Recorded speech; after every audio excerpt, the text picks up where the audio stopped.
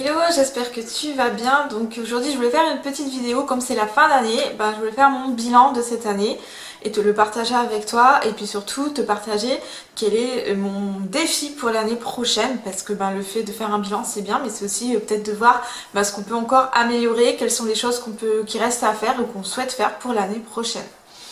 Donc, au cas où tu ne me connaîtrais pas encore, donc je m'appelle Marie, je suis une survivante des violences sexuelles.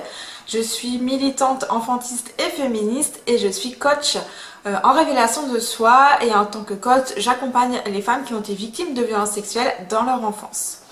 Donc voilà, on va tout de suite se lancer dans mon bilan de cette année. C'est la période, tout le monde fait son bilan, donc je fais le mien.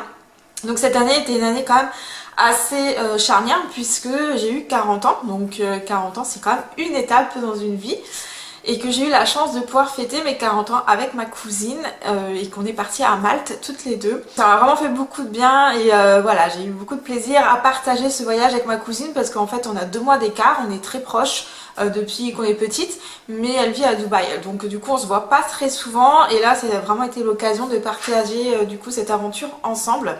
Et en plus c'était d'autant plus important parce que juste avant mon départ j'avais eu une crise au niveau de ma santé, j'avais pas pu marcher, j'ai eu des difficultés à me déplacer et autres pendant près de 2 mois, et heureusement ça s'est réglé pour mon voyage et j'ai pu profiter de mon voyage, donc ça a été vraiment top du top, et ça m'a permis aussi de me détendre et de faire un petit peu, voilà, c'est de lâcher prise, ça fait du bien. Donc ça c'était vraiment un voyage très important, et puis mes 40 ans ça a été une étape importante, ça a été assez compliqué pour être tout à fait honnête avec toi, parce que quand j'ai fait le point sur ma vie, il y avait un élément encore qui était à l'époque hyper compliqué à accepter pour moi, c'était le fait que j'étais encore chez ma mère.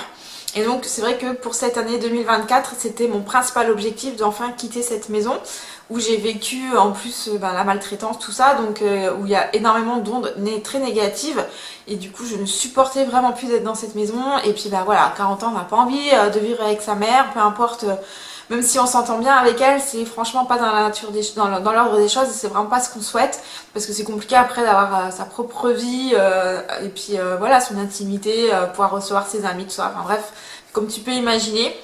Et moi ça n'a jamais été ma volonté en fait, hein. C'était par rapport aux difficultés que j'ai eues vis-à-vis de ma santé, et du coup au niveau du travail et tout ça, donc voilà, il était temps que ça s'arrête, et donc j'ai relevé ce défi principal, puisque depuis le mois d'août du coup je vis dans mon propre appartement. Ça me faisait un petit peu peur parce que par rapport à ma maladie, tout ça, je me disais est-ce que je vais réussir à gérer le quotidien, parce que l'avantage quand j'étais chez ma mère, c'est que quand j'allais mal, elle pouvait gérer la maison, elle m'aidait avec mes animaux, enfin voilà, forcément j'avais de l'aide, et là c'est une aide que je n'ai plus, donc je dois me débrouiller toute seule. Mais même si depuis mon déménagement j'ai eu un premier mois vraiment au top, et depuis 2 mois j'ai de nouveau des soucis de santé, au final j'ai toujours réussi à trouver des solutions, et donc je m'en sors au quotidien, donc c'est plutôt rassurant de ce côté là. Et c'est vrai que le fait d'avoir mon chez moi, ça me fait énormément de bien, même par rapport à mon image de moi-même, parce que j'avais vraiment honte de ma situation, et donc c'est vraiment voilà, je me sens beaucoup mieux depuis par rapport à ça. Par contre, je dirais que ma principale déception, mon principal échec de cette année, c'est au niveau professionnel. Donc dans un côté, j'ai beaucoup avancé parce que j'ai pu finaliser toutes mes offres de coaching que je trouve qui sont vraiment au top. J'ai pu finaliser ma com, mes tunnels de vente et que je trouve qui sont très bien, très pro. Et j'ai pu créer et mettre en ligne mes formations, donc qui sont des formations sur l'affirmation de soi, donc Queen de la com et Girls Power, qui sont vraiment des formations qui me paraissent extrêmement importantes et très utiles, essentielles notamment pour les femmes qui ont été victimes de violences sexuelles dans l'enfance, parce que le fait de s'affirmer, ça permet aussi de reprendre le pouvoir sur sa vie, de pouvoir prendre ses propres décisions pour pouvoir vivre pleinement, et pour pouvoir aussi se défendre et se protéger quand c'est nécessaire, et faire en sorte qu'on devienne notre propre priorité, que notre bien-être passe avant celui des autres, parce que bien souvent on a tendance à s'oublier, et après ça devient compliqué, et du coup on vit pas une vie très épanouissante.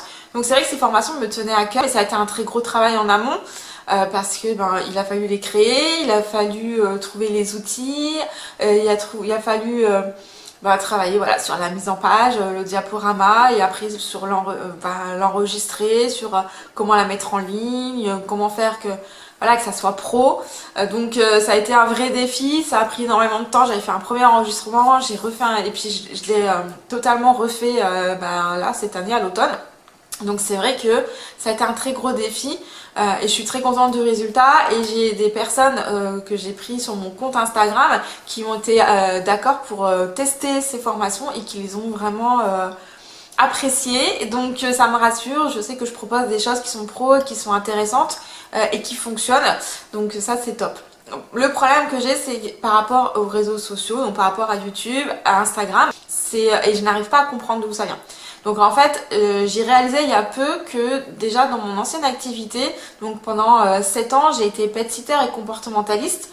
Et déjà par rapport à cette activité, en fait sur mes réseaux sociaux, notamment Instagram et YouTube, j'avais très peu d'engagement et j'ai pas énormément vendu grâce aux réseaux sociaux. Donc un petit peu Facebook au début, parce qu'il y a 10 ans, Facebook, ça marchait encore assez bien pour les entreprises locales. C'est plus le cas aujourd'hui. Mais comme j'étais une activité pour le pet sitting, comme j'étais une activité très spécifique et très locale, et que j'étais sur tous les annuaires professionnels, les gens me trouvaient quand même, et puis le bouche à oreille a très bien fonctionné aussi au fur et à mesure des années. Donc au niveau du pet sitting, c'était top.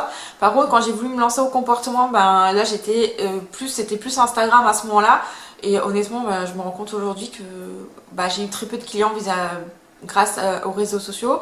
Et quand j'ai voulu proposer des formations en ligne aussi, sur le comportement animalier, pareil, j'ai eu aucune vente, j'ai eu aucune demande.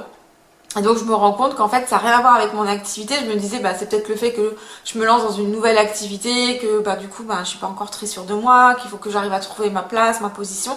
Et en fait ça pas du tout, parce qu'en tant que pet-sitter comportementaliste, j'avais confiance, voilà.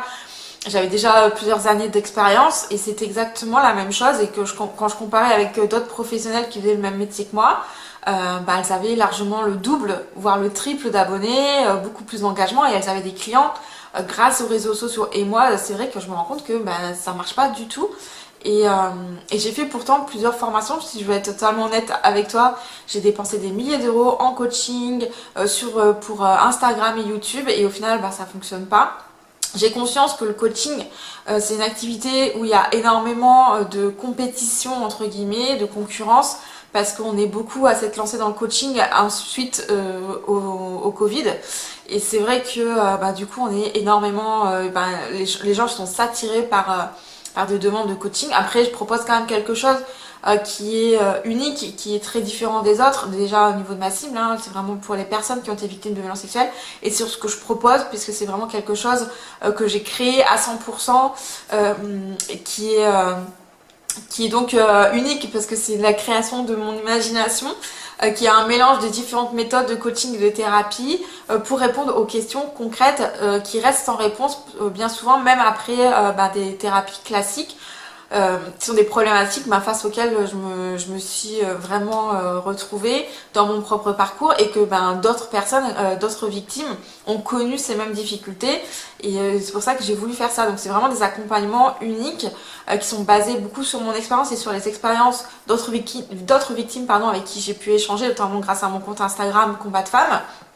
Et qui donc c'est une vraie invention en fait. Donc forcément je suis la seule à proposer ça, même si les méthodes et les outils utilisés sont des outils scientifiquement reconnus et validés, qui viennent de différentes méthodes, comme je t'ai dit, de coaching, de thérapie. Au niveau des outils, je ne les ai pas inventés. Donc c'est vraiment, mais du coup je pense que j'ai beaucoup de mal à, je pense que ça vient de là. Il doit y avoir un blocage quelque part qui fait que je n'arrive pas à communiquer de la bonne façon. Et je n'arrive pas à justement montrer ce qui fait que je suis unique, ce qui fait que et vraiment les bénéfices en fait de ce que je propose. Et ça devient extrêmement frustrant. Donc mon défi, c'est de trouver d'où vient ce blocage, et quels sont du coup les professionnels qui vont pouvoir m'aider à le débloquer, à surmonter. Parce que moi je suis coach, mais en fait on peut pas être coach de soi-même, c'est comme les médecins, ils se guérissent pas eux-mêmes, les psychologues s'analysent pas eux-mêmes, évidemment que voilà, où les coordonnées sont toujours les plus mal chaussées, comme on dit. Donc il faut toujours de l'accompagnement extérieur, ça c'est clair, mais il faut savoir, faut que j'arrive à trouver quel est le bon accompagnement, parce qu'il est hors des questions que j'abandonne. C'est vrai que depuis que je suis née quasiment, ma vie a été un véritable défi, de par les violences que j'ai subies dès mon plus jeune âge. Et donc c'est pas maintenant que je vais abandonner, maintenant que j'ai davantage confiance en moi, que je me connais, que j'ai trouvé l'activité qui me convient à 100%, qui convient aussi à ma santé, dans laquelle je m'épanouis, et voilà, enfin elle répond vraiment à tous les critères, donc c'est moi, j'abandonne pas. Donc je vais y réussir à trouver, il n'y a pas de raison, j'ai relevé tous les autres défis, donc je vais pouvoir relever aussi celui-là, parce que c'est important pour moi, c'est plus qu'un travail, c'est vraiment une mission de vie.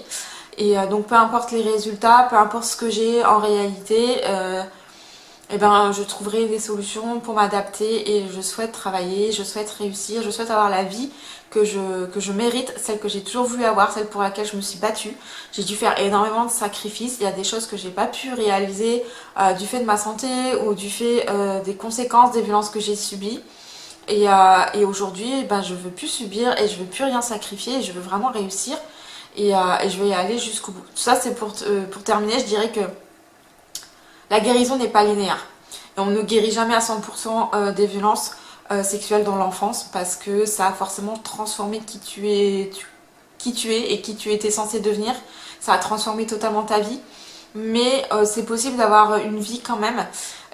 C'est beaucoup de défis, mais en fait, si tu veux vivre, t'as pas le choix. C'est-à-dire, vivre, c'est se battre. Vivre, c'est trouver des solutions. Vivre, c'est toujours... et je pense que même les gens qui n'ont pas vécu les traumatismes qu'on a vécu, ben, c'est aussi compliqué. Ils ont aussi des défis à relever. Nous, après, ben, forcément, on en a un peu plus. Donc forcément, ça peut prendre un peu plus de temps. Mais en fait, on n'a pas le choix. Enfin, a priori, on n'a qu'une seule vie. Et moi, je compte bien la vivre à 100%. Et, et ouais, je suis très fière du parcours que j'ai fait jusque-là, donc c'est pas pour abandonner maintenant que je suis vraiment près du but, c'est mort, donc je vais y arriver.